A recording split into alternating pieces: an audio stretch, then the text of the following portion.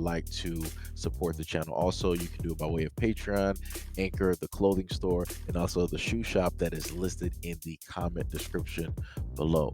And again, thank you to any and all of you guys who have been here to support this channel during the 2+ year period. I wouldn't be able to do what I do every single day without you.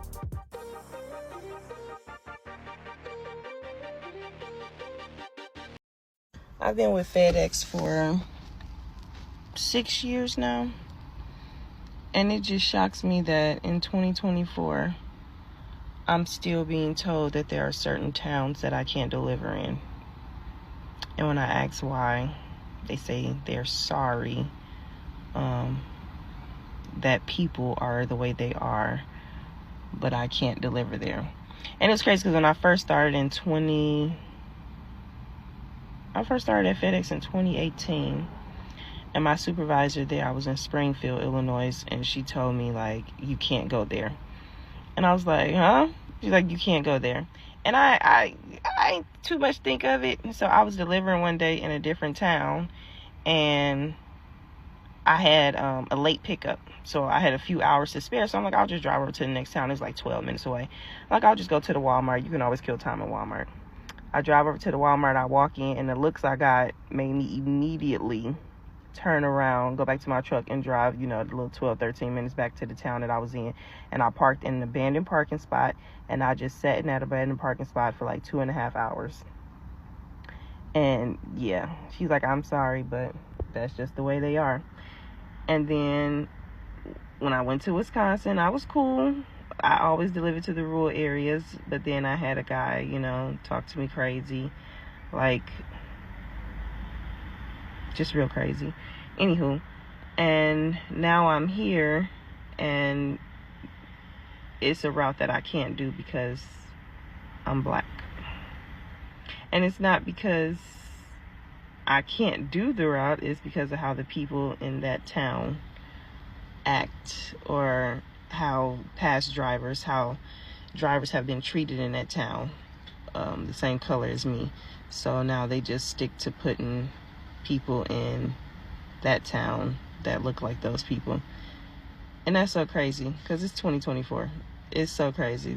But yeah, it's crazy. So before we get started, you're going to have people that will roll up like Clown Town at the very bottom who said, white folks can't drive through South Side neighborhoods of any major city unless they want to put themselves at risk. It's on both sides. It doesn't make it right. I missed the part where that's my problem. Now, the funniest thing about this is that whenever black people happen to go on social media and we want to talk about our problems, the things specifically that we have experienced as black Americans in this country, you have a lot of people that will give different answers. Number one, people will overlook it, won't have anything to say, don't even want to acknowledge it. Number two, people will actually acknowledge it and say that, oh, that's horrible. I'm so sorry that you have to go through that. Or option three, which the greater majority like to do, they'll be like, stop playing the victim. This happens to everybody. You're not the only ones that have to go through this out here. Me as a white person, I face racism a lot of times, but you don't see me online trying to portray myself as some type of victim. You keep talking, man, and you shut the fuck up. All right, so we're going to take this a little bit of a step further. We're going to look at this interactive map that deals with sundown towns. As you can clearly see, the map key, clear means don't know. A light pink means possible. Red, probable. Deep red, surely. Gray area, unlikely, and always biracial. Black, of course, means black town or township. And we can clearly see all over, even reaching upwards into close near Canada. It's like an in-between area there. You're looking at all of these various, sundown towns here. Now, again, we have the possible and we have the probable, right? But the Shirley, there's a lot of Shirleys. It sounds like I'm calling somebody's name right now. But there are a lot of Shirleys that are there. Look at this. Look at this. The one area that you got Illinois, you got Indiana, right? And then you have Ohio. If you zoom back out, you can see how congested this area is. Then we can go directly up here to Wisconsin. Look at this. Look at this. Look at this.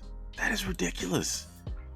That is ridiculous. And you know, the funniest thing is, a lot of people would like to make it seem as though that things like this were so long ago, when the most interesting and the funniest thing is, a lot of these towns still exist. Because I can promise you, like in upper areas, especially in Michigan, you realistically, you shouldn't find any black people up there. I don't know what you're doing up there. If you are black, you're literally putting yourself amongst a whole other group of people that are not trying to be around you at all. It makes no sense. There's nothing up there for you at all. Whatever reason you want to be up there, unless your family has land, that realistically is the only reason that you should maybe even be up there. But even then, that's still a stretch, right? But like I said before, you have all of these far off areas, even in Michigan. And I'm going to reinstate again, if you are black, what are you even doing all the way out here, right? I've heard of some people living in Cadillac, Big Star Lake. I can't even tell you what's even out there. What? Fremont, I don't even know what that is. Spring Lake, I heard of that, but that was more so dealing with tornadoes.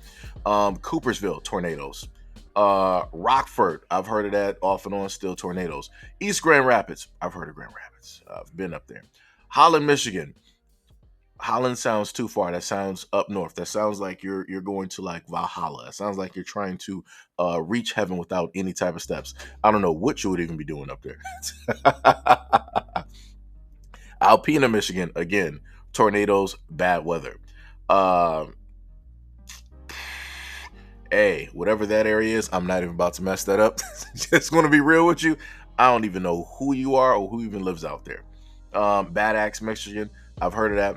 Harbor Beach, yeah. Lexington, Marletti, Brown, Reese, yeah, Flushing. A lot of these areas that are not even close to Detroit, I promise you, I've only heard of these areas because of severe weather warnings. Other than that, nobody in the United States knows 90+% of these areas of Michigan. And this is why I stated to people before in multiple videos that whenever you happen to have white people leave the state of Michigan, they tend to say that they are from other areas that are, you know, closer to Detroit. Even when you zoom in and you start going to, you know, different areas, like you got Detroit, right? A lot of the other areas that are around here, I know Ecorse. Michigan. Allen Park, yep. I know Taylor. That's a little bit of a iffy area. Southgate, Trenton. You got Rock, Livonia, yeah, normal. You got Westland out there near Canton, St. Clair Shores. Like anywhere that's like close here, you may hear people list, but normally when it comes to white people leaving Michigan and going elsewhere, and people are like, hey, where you from? They normally say Detroit, or they'll say like Detroit area, right? Anything that is close to Detroit, they'll sit up there and say that. Some people will happen to say they're from Lansing, Michigan, right? But other than that, again, people aren't going to name all these other areas because nobody in the United States knows anything about Michigan, nor do they care about any of these other areas. The only place people know about Michigan is Detroit. Pretty much, you might as well just call Michigan Detroit, because that's realistically all the United States actually knows, right? And that's what a lot of people happen to claim. But again, this is crazy. Like this map is insane. This is realistically insane. And again, like I said before, a lot of these places, even though, you know, a lot of these places may have been pretty far and long ago, a lot of these areas still exist. People may not know it, but a lot of these areas still exist. A lot of the mentalities that these people have is still established. It's still being taught. It's still being, given directly out. It doesn't matter if it's from the school systems, from the police to the nurses and the doctors, to the dentists, to the workers that deliver the mail, whoever it is. All of this is still there. And this is why I continuously state that history is needed. This is why, another reason why they want to get rid of a lot of history, because they want people to, go into these road bumps and have all of these issues. And then once people bring up like, oh, I was here and this such and such happened, they'll be like, ah, well, it's few far and in between, and things happen to everybody, and we're such a melting pot. And this, if we're such a melting pot, why would you need all of these areas where you got the potentiality for people to act a certain type of way because of somebody's skin color? And again, I want to reiterate, these towns, this is not black people doing this. This was not black people. It was only one set group of people that literally made towns and had their cities. And even in some instances, when we zoom in here, like when we're looking at Illinois, we're looking at Indianapolis, they made sure to keep that tight knit. They were not playing around. They were not joking around. They were like, hey, we might not be able to cover the whole United States, but we're going to make sure to cover this here. We're going to have all of this here. And they did that. But like I said, for people to try to say that these things never happened, that these things never existed, and that these things aren't prevalent at this moment in time, that's nonsensical, and that's stupid, and that's very ignorant. And that's setting up a lot of people for failure.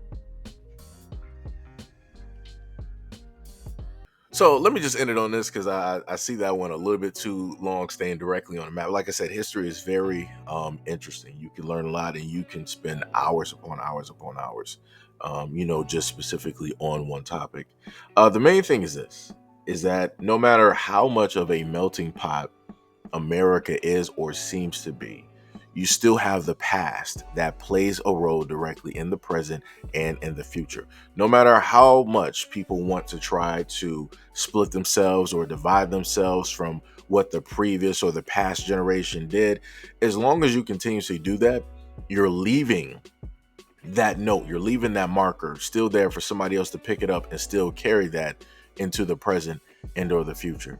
I'm just happy that this young woman here was safe and sound. I'm very happy that everything was just words, nothing physical happened to her, because again, historically speaking, a lot of horrendous things have taken place to black people if they have stepped foot or were even on the outer edges of any of these towns, and they were never meant to be heard from or seen ever again. Like I said before, there's pretty much a lot of black families out here who got family members that they don't know what happened to them. They knew that they went out for a drive, they knew that they went out on a vacation, and that was it. And the police knew, but they weren't going to do anything about it. The government during that time knew, but they weren't going to do an investigation. So you had a lot of people during that time, and still during this time, still complicit in those actions and in the treatment of black people, past, present, and future.